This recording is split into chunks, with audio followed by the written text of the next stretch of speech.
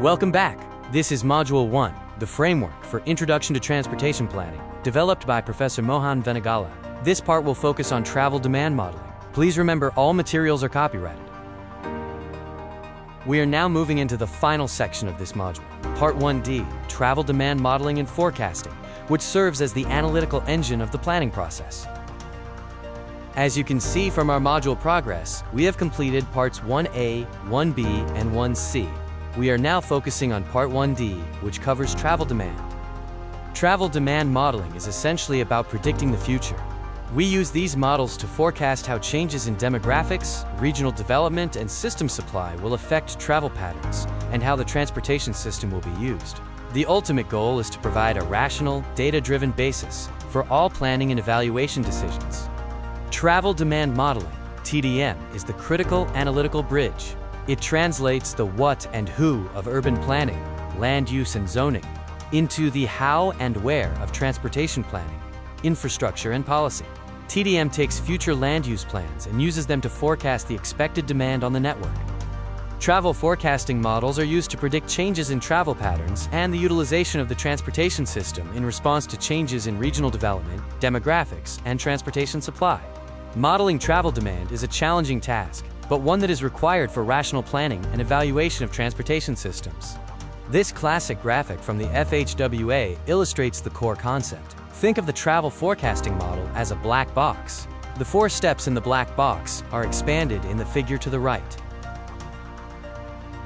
This reinforces the core components. The critical inputs include economic data and demographic data, along with system data and usage data. Inside the black box, the process follows 4 sequential steps: trip generation, distribution, mode split, and traffic assignment. The output is the transportation plan, such as the long-range plan for MWCOG Senior. To run any robust model, we need reliable inputs categorized into 4 groups: economic data like jobs and income, demographic data, population, household size, auto ownership, system data, network details, speeds, and usage data, traffic counts and surveys. The quality of our forecasts is only as good as the quality of these inputs. The 4-step model remains the backbone of modern transportation planning. Let's briefly review what each step calculates. Trip generation calculates the total number of trips originating or ending in each zone. Trip distribution determines the origins and destinations, connecting these trip ends into OD pairs. Mode split divides the trips among the available travel options: auto, transit, walk/bike.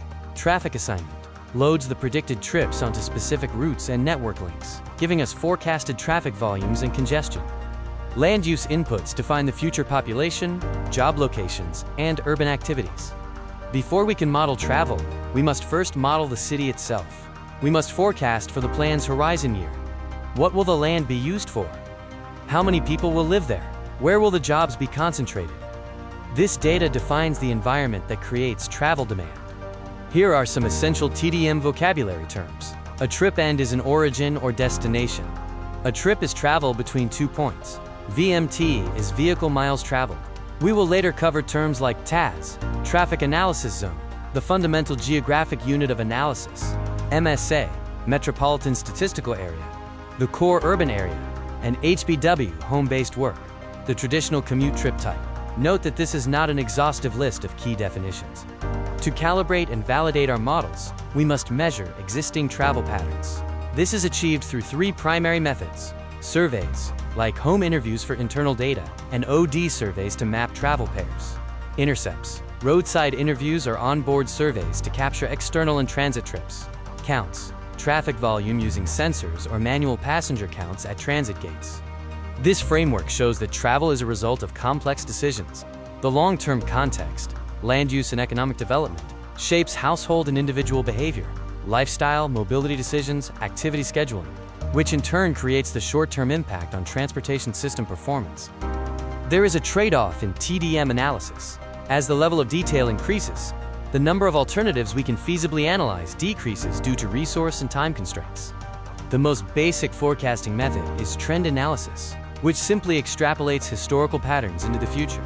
It's simple and cheap, but its major flaw is that it fails to account for major structural changes, such as new infrastructure or policy shifts.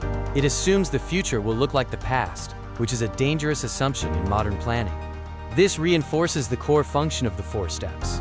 Trip generation calculates the quantum of travel, number of trips. Trip distribution connects the origins and destinations. Mode choice determines the split by mode.